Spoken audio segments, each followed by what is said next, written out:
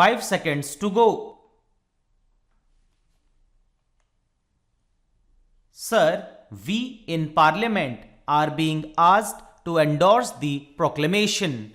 At the same time, we have not been furnished with the report which the Governor had sent to the President. Now, how can we give our verdict on a matter of such importance until and unless all the material facts warranting the proclamation under Article 356 of the Constitution are placed before us? Yesterday, the Honorable, the Home Minister, said that this report contained only certain facts and figures with regard to the party positions in the dissolved Andhra Assembly. In that case, what is the objection to placing that report before us? It would not give us anything particularly new except certain arrangement of figures made by the Governor of Andhra with a view to advising the President as to the course he should take. We submit that his report contains something else.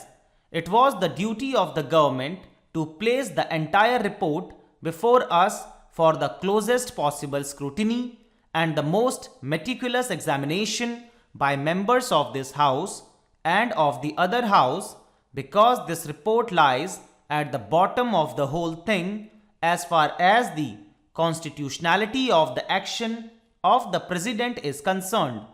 Therefore, I submit that a fiat of the executive is sought to be endorsed by Parliament without telling us the grounds on which that fiat has been exercised.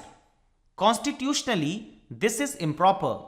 Then, sir, the President also says that he had considered other information received by him. We have not been told yet as to what was this other information, neither have we been told about the source of such information.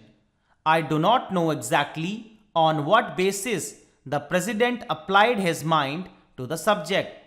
We know that we cannot make anything reflection on the President. He is a very wise man and wiser still by virtue of the occupation of the presidency, but I think we can call in question whether his mind had been rightly applied in a matter of such great importance and national concern.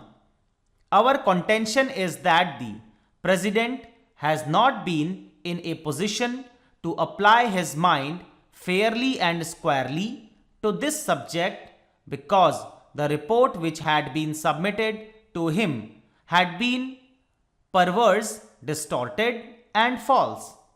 Our contention also is that the other reports which had been submitted to him are not fully objective and truthful.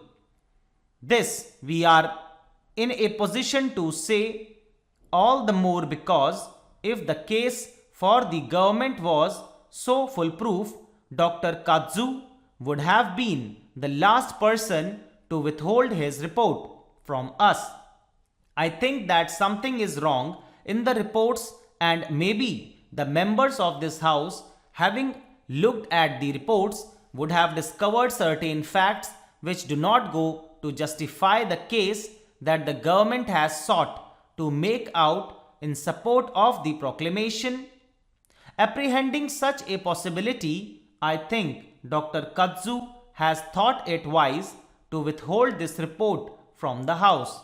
Having done it, he asks us to endorse almost blindfold a measure which is described as undemocratic even by certain members of the Congress party. Many constitutional points have been touched. It has been sought to be made out in this House that this is the best democratic step that the government could take. We say this is not at all a democratic step which has been taken. We are supposed to have a parliamentary system. We must have our own conventions. We have got our own constitution, but we are told time and again in this house and in the other house that there are the British Constitution and their parliamentary practice which one should intimate.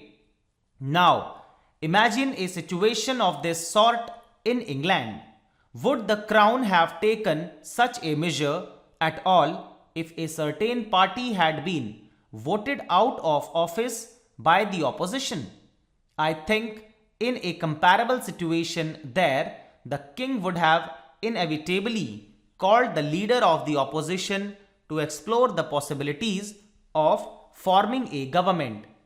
Without doing it, he would have never taken recourse to extraordinary measures like this.